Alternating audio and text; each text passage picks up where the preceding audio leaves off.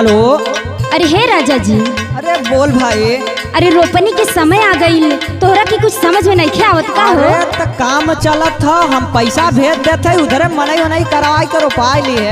अरे हमरे बस के नहीं खे। सुना सुनाओ भाई। ये मोरे राजा, ये मोरे राजा,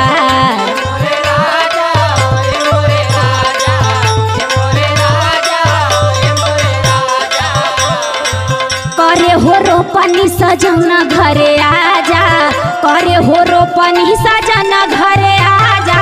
ये मोरे राजा, ये मोरे राजा,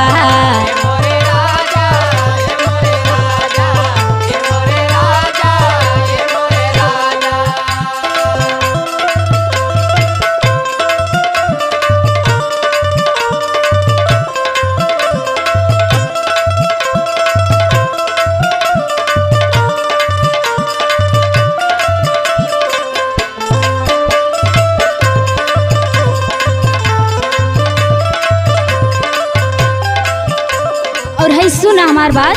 सुनाओ भाई, जौन कहे का हाली हाली सुनाओ, देख हम बहुत बिजी चलत है। हाँ सुना। तू तमारा तहरा मजा जाई के बहारवा,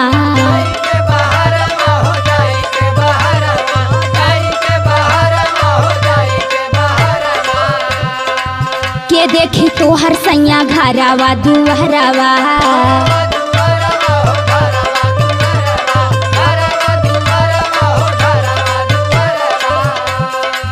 हमरो जिंदगिया के देता रा सजा, हमरो जिंदगिया के देता रा सजा। हे मोरे राजा, हे मोरे राजा,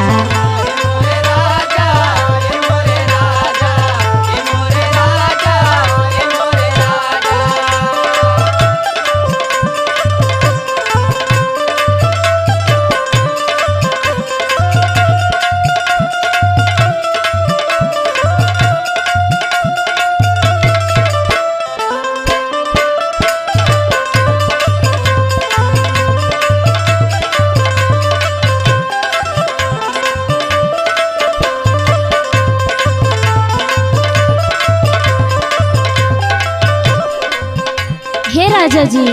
अभी गवना इले सालों भर ना भइल। हाँ। अबे से हमरा के खेते में जाए के कहता ना, तो हम तो के करे थोड़ी कहती दूसरे से करवा लिए, पैसा हम भेज देते पगली। हाँ सुना। सुनाओ। कमसीन उमहरा हमर नरमी कलहिया,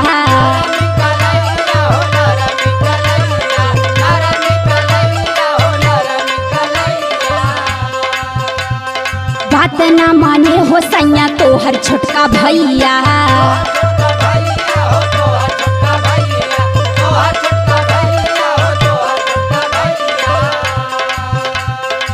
सुत जाला रोज ही जब आवे पी के गाजा, सुत जाला रोज ही जब आवे पी के गाजा।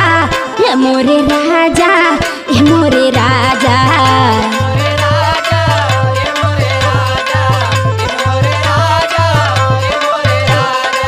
करे हो रोपनिया सजना घरे आजा, करे हो रोपनिया सजना घरे आजा। हे मोरे राजा, हे मोरे